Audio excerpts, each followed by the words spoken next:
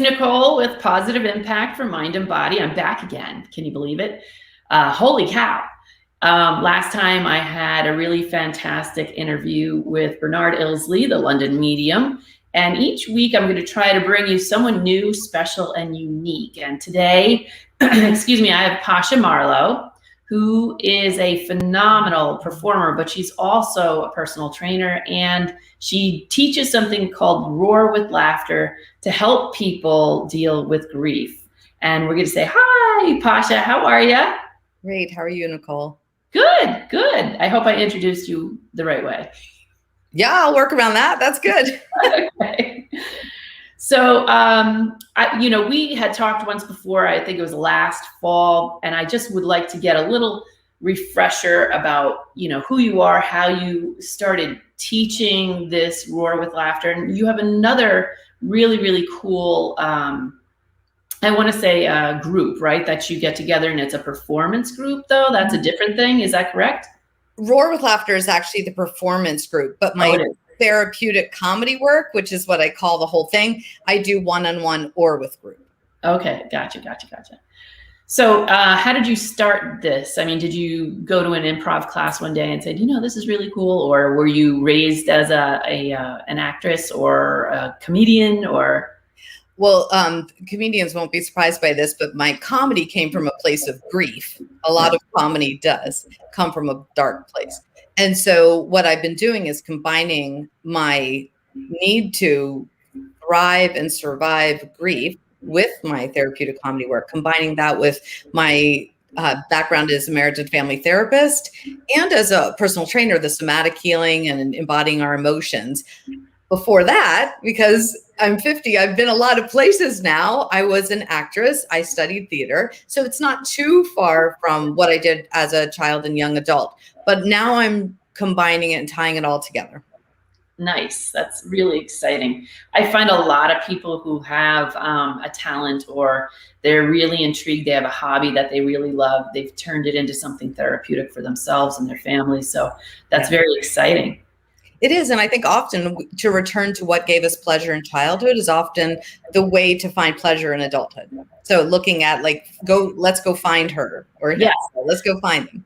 Absolutely. I completely agree. It's like you are, you're trained how to forget how to have joy. You're trained how to forget to be humorous and see the light, the light in everything. I had posted something a couple of weeks ago about, what makes you laugh and, what do you use to remind you to laugh? Like that's such, an innate need in all of us.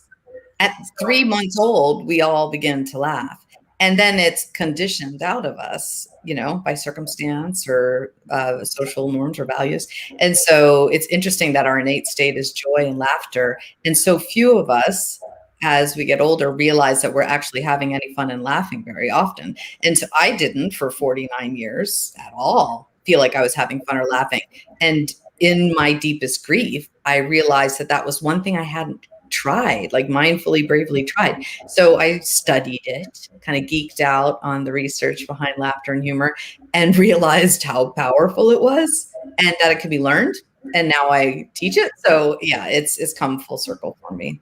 So what was your pivotal moment of grief? Like what did that for you that you said, I have to figure out how to get out of this in a meaningful therapeutic way? Yeah. For me, I was facing my youngest son's chronic illness, which is Lyme. Everyone always asks what it is.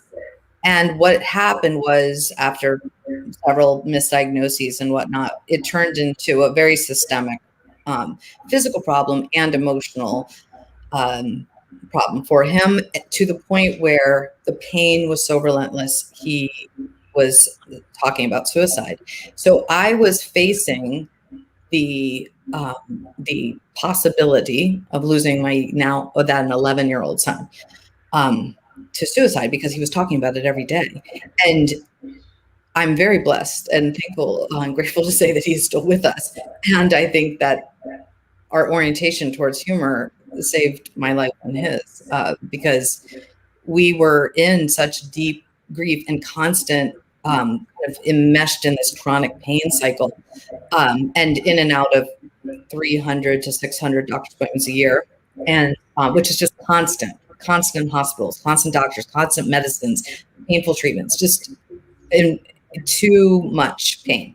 So we had to, within the hospitals, within the doctor's appointments, within the medicine and the treatments, and within the pain, find some edges and parameters of humor, even if it was how bad the bedside manner was, or how bad the decor in the hospital was, or how uncomfortable the gowns are. Like, we've all been there, right? Yeah. And so if you can go into a trauma or crises with an orientation towards humor, you can start to see it from that perspective. And in the moment, it's maybe not at all funny, but if you realize that later, that could be days, weeks, months, years later, there is some humor to it, even in the irony or the timing, like how bad the timing was, could over time become funny and lighten the load, take your power back a bit.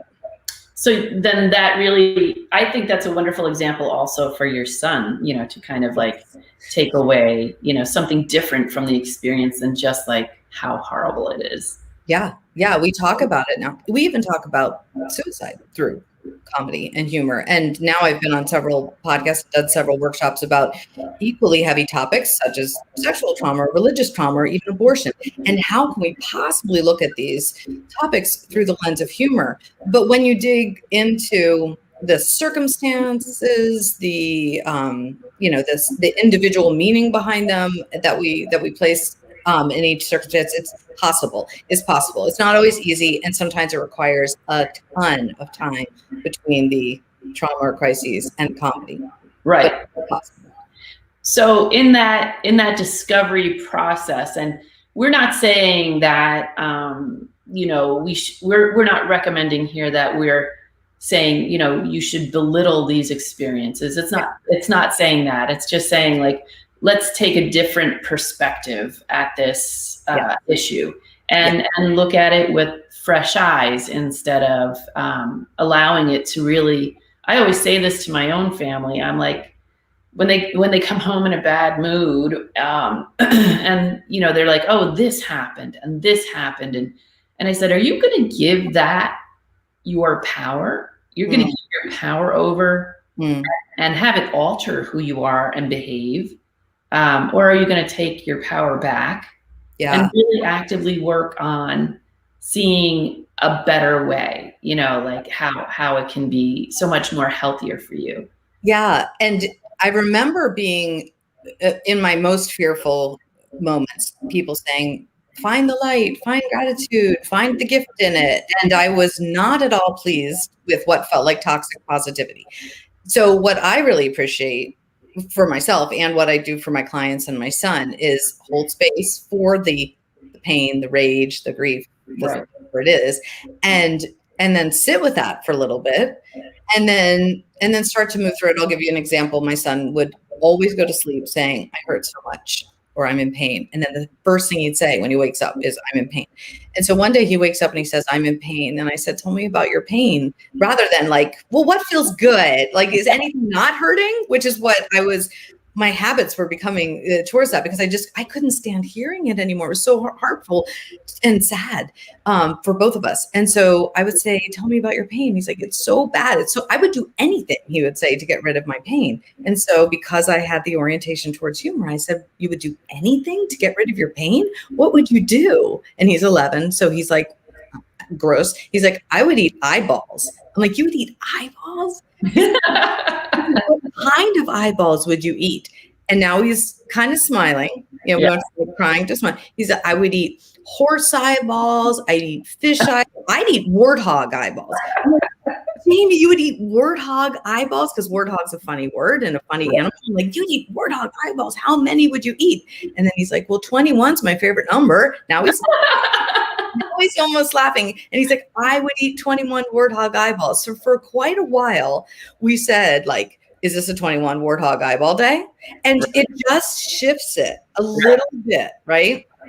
Yeah, I do find that even for a lot of people that I give Reiki to online and whatnot, that, yeah, it is a little bit of the mindset, and you have to kind of distinguish, what do I want to pay attention to? And maybe today is that moment for frivolity instead of, anticipating more pain. I think anticipation is almost worse, don't you, than the actual thing, Absolutely. Absolutely. I have a friend who sadly, a few months ago, the day she was supposed to perform her comedy routine about marriage, interestingly enough, she lost her daughter and her husband. Her husband passed away a few hours prior. And she, with the orientation towards humor, said he's always winning the games. Like he had to win to beat her, to get there first, to meet her, which was comforting and a little bit funny. And we held space for her grief, of course. So it is possible, paradoxical, and it seems contradictory, but it is possible to hold both in the same moment. In every moment of our lives as we grow up, it feels like we're always letting go of something, right? And so there's pain and pleasure and trauma and comedy all in the same breath. So what is the average kind of person that comes to, like, if someone were to join your group, what can they anticipate? Like, what's the average kind of person who would attend and be a part of it? And is this all virtual, or? Right now it is. We're going to be live on stages again, but I'm always going to have a virtual component. Like I'll have two running at the same time, one virtual and one live. I'm in Maine. Not everybody's going to fly to Maine for a show, to be in the show, but it's usually 6 to 8 women, mostly midlife women or female identified. And most of them have been through trauma, and some of them are still working through traumas and grief and rage. And so 8 weeks, rupture to rapture, start reframing our stories. We do a whole week on pleasure because we want to reclaim our joy and our pleasure. We talk about childhood hobbies and interests. We talk about sexuality and sex. We talk about what makes us laugh and all kinds of pleasure. And are we speaking as kindly and lovingly to ourselves as we do our children or our loved ones? And so this broad range of topics within transforming ourselves from this really heavy place where we're feeling stuck in the fog or stuck in the darkness to a place that is this radical truth telling through comedy on stage, virtual or live, where we're speaking our truths and speaking a lot of secrets. We talk a lot about releasing our secrets from the throat chakra and how that connects to the sacral chakra. We talk about letting go of our limiting beliefs. And all of this is done through comedy, which sometimes looks like stand-up comedy, which most people come in with no experience of performance or comedy, by the way. So that's not necessary because we teach it.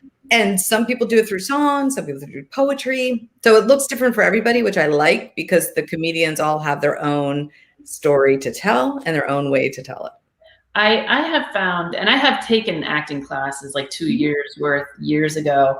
And what I found was when the housewives or like the truck driver got up, those were the best moments, when they were doing their monologues, when they were doing their scene work. I was like, oh my God, that's hysterical. Or, this is a dream in the making. This guy's really talented.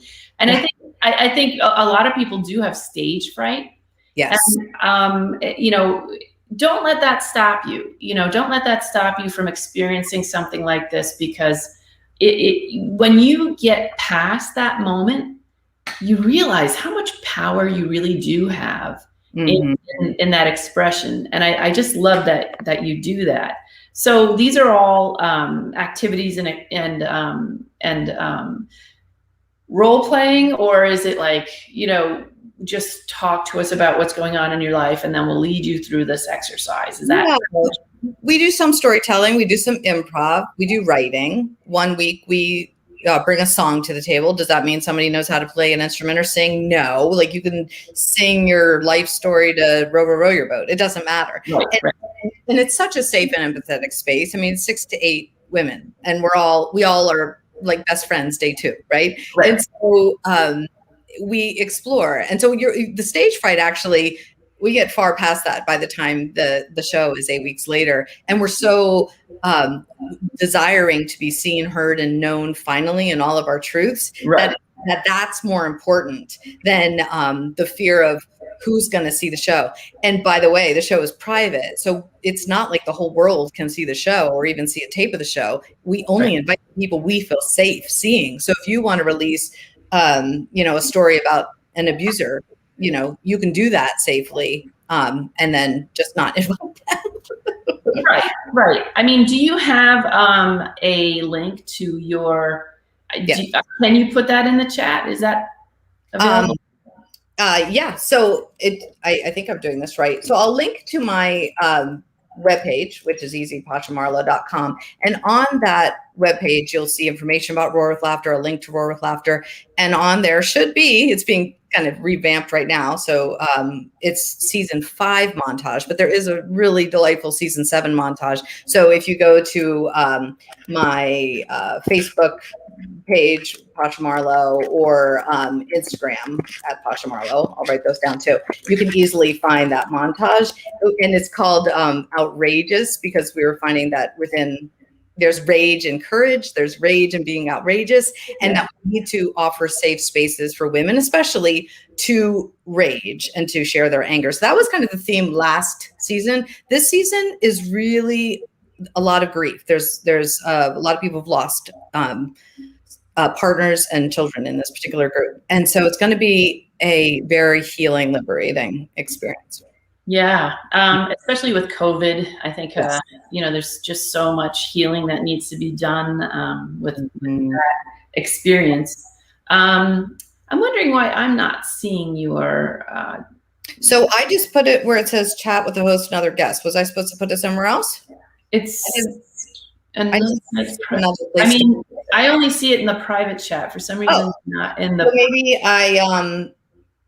now when I put in comments, I can't write anything. So. Oh, you can't. Okay, so let me copy it and I'll paste it. That's okay. And it's with my name, which is up on the screen. I know, but PashaMarlowe. I'm the only one out there, so it's really easy to find me, even if you just have my name. Well, I just copied everything and let Now, the other thing that I wanted to ask you about, and I forgot to mention before when we were chatting, you wrote a book recently. I did. It's going to feel very unrelated to some, but I see it as all related to this idea of radical truth telling, and just, again, all holding space for all of it. So my book is My Next Husband Will Be a Lesbian. I needed personally, even though nobody in my family seemed to care or be fazed by it, I needed to personally write about my identity as a bisexual woman. I did it for myself and the 20 other women who were in this book. It was a compilation book. It was their first time coming out. And it was during the pandemic that we wrote it. And most all of us in this book are married, in fact, to men, but we're still wanting that to be known. It's like we come to a point where we're just like, I need people to know all of me so that I can be authentic and not armor up and just let go of the games and letting go of the shame and the guilt that we hold. So it's liberating. That's beautiful.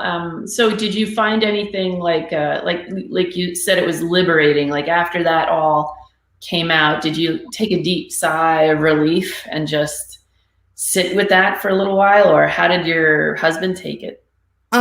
It honestly changed nothing in my marriage, as it sometimes is the case, because we didn't choose to change anything. But it was liberating for me, and it felt like I released one more secret that I was holding on to. That was for me in my body. I was holding on to it as inflammation, as weight gain, as pelvic pain.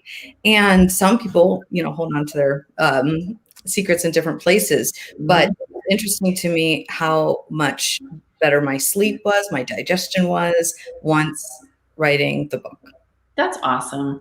And that's the norm. I teach something called truth talking with the body, and that is exactly what happens. Everything comes back into equilibrium and it becomes aligned again when you're actually honest about that, whatever it is. And I love that. I think that's phenomenal. People are so worried. What if people don't accept me? What if people reject me when they find out? And then stepping back and saying, do I want those people in my life. And even if that means, and this has happened to a lot of the authors in the book, including me, even if that means we're letting go a bit of how much we're involved with our families, our parents. You know, if our parents don't accept it, then we're at that place where we're going to reclaim our own desire and disappoint, you know, others before ourselves. And so there's a letting go, but it's quite intentional sometimes and still healing. Yeah, I think that's a beautiful thing. Anytime your truth is actually out there in some form, you know, even on this podcast, I've had so many weird things happen. And for me to try to hide it and be like, oh yeah, that doesn't matter, or it's not real, or it's not affecting me in some way, it just doesn't feel authentic, you know, and it comes from a weird place. Then you feel strange, but I love what you do. And I think it's phenomenal in a way. You know, what I was saying before you came on was that, you know, I'm choosing July as a month of mastery. Nice. And even though, you know, we may never master things like grief or trauma, we don't have that capacity to master it. Maybe we can at least feel better about things. Yeah. I feel like I can learn to master lessening suffering by orientating myself towards pleasure and humor. I feel like I can wrap my head around that more than I can wrap my head around, can I master grief? Because it's going to run me over again one day, I'm sure. And then I will not feel like I mastered it at all. Right. Well, and that will always come in different packages, you know, and the ones that you least expect probably. But yeah, I think what you're doing is beautiful. I'm so happy you are alive and, you know, telling your truth and bringing some special, unique tools for people to actually maybe even heal the grief. Maybe that's the word I'm looking for, healing the grief. Yeah. I think there is healing to be done. And again, at each person's own pace, you know, and just knowing, like being able to witness yourself in grief, say, this is interesting. This is what I look like when I'm grieving. This is what I eat when I'm grieving. This is how I move when I'm grieving. This is how I laugh or don't laugh when I'm grieving. And even just thinking about it from a place of curiosity more than criticism on yourself, about yourself, is healing. Yeah, absolutely. Oh God, I love that. Yeah, the differences between, you can tell, can't you, when you see someone who's depressed and someone who is not. You could tell by their body language how they do that, how they move, how they, you know, kind of incubate it in a way. But I do think that you know, there's probably going to be a never-ending supply of people to need your Roar with Laughter workshop, because we're always going through stuff. You know, for those that don't want a performance aspect, that's where I do the therapeutic comedy work one-on-one individually. And so that's available. You don't have to put on a show. Although it's surprising how many people say, I'm not doing a show, even the day of the show, I'm not doing this. And then across the board, when can I do that again? That was amazing. I've never smiled so much. I've never felt so free. I've never been so terrified and thrilled at the same time. They get chills, goosebumps. Like, there's not much in life that provides that. You know, there's like the first love and the first kiss. And so like, we want to thrill ourselves and be in awe of things as we grow up. So I think it's wonderful to provide those kind of thrilling, scary things still that are healing. And safe. I mean, we could skydive too. Yes. Yeah, no, I totally agree. And I do find that, you know, people are always kind of like taken aback at like how much they enjoy these things, how much it's just, and yet, I don't know. I always feel like, you know, shouldn't we have done this earlier? Shouldn't we have, you know, accessed this part of our personalities years ago, you know, instead of sitting in this shell for so long that doesn't feel comfortable anymore. Yeah. I say that to myself often when I get in the those spaces where I'm like, for 49 years, I was stuck in a place of depression and anxiety and sadness. And I wish I had accessed this before. And then I have to be, you know, go to that young woman with grace and say, that's why I'm here where I am now, because I went through all of that, and to forgive ourselves for it. I think it's really hard to forgive yourself, don't you think? Yes, it's the hardest work. I haven't done it. I haven't mastered that. I'm hot flashing though. I've mastered the hot flash. And I'm like, I have mastered the hot flash. I will tell you that right now, menopausal me standing here. You're glowing. I am glowing. I'm very glowy. No, I find that I think the concept of forgiveness is really misunderstood too. There's this expectation and anticipation that it alleviates something. And I don't think that's true. I think it just kind of allows you to do what you need to do, to be who you need to be, instead of being focused, like we were saying before, changing the perspective so we're not focused on that anymore. That shouldn't, that sometimes I think when people can't forgive, it keeps them in a place of victimhood, because they're still, they're still engaged with it. They're still energetically bonded to it. So I kind of look at forgiveness as a letting go instead of feeling better about that person. I don't know. How do you? I like that, because I think so often we're told to, anything from move on, get over it, forgive and forget, fill in the blank. And when we feel like we just can't, then we hold shame about not being able to forgive on top of it. Exactly. And I don't think that was, I don't think that was God's purpose from the beginning. Right. Forgiveness wasn't about, feeling bad about our process or anything. It wasn't meant for, so yeah, I hear you. I understand what you're saying. So what else you got going on? Anything else?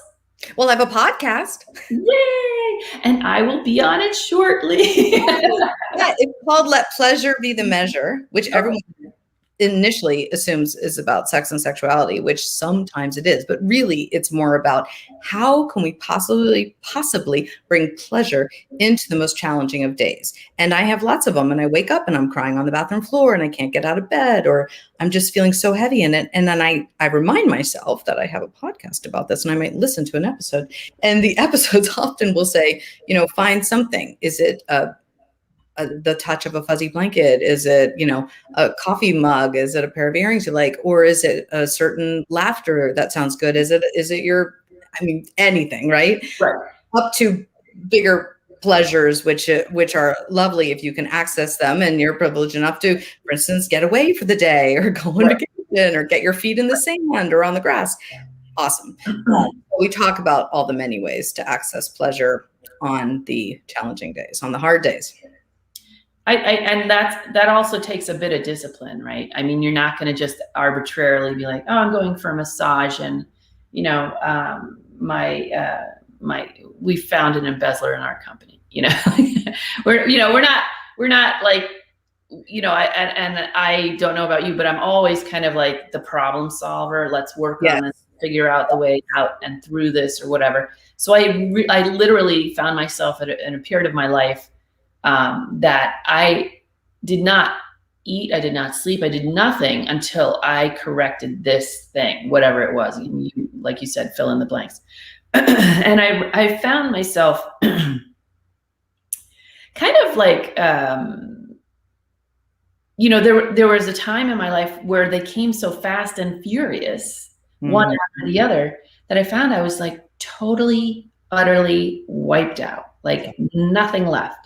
Yeah. And it's just, at that time that I was doing a lot more channeling with the angels, and they were saying, stay positive, stay upbeat, stay happy, because that is your reality.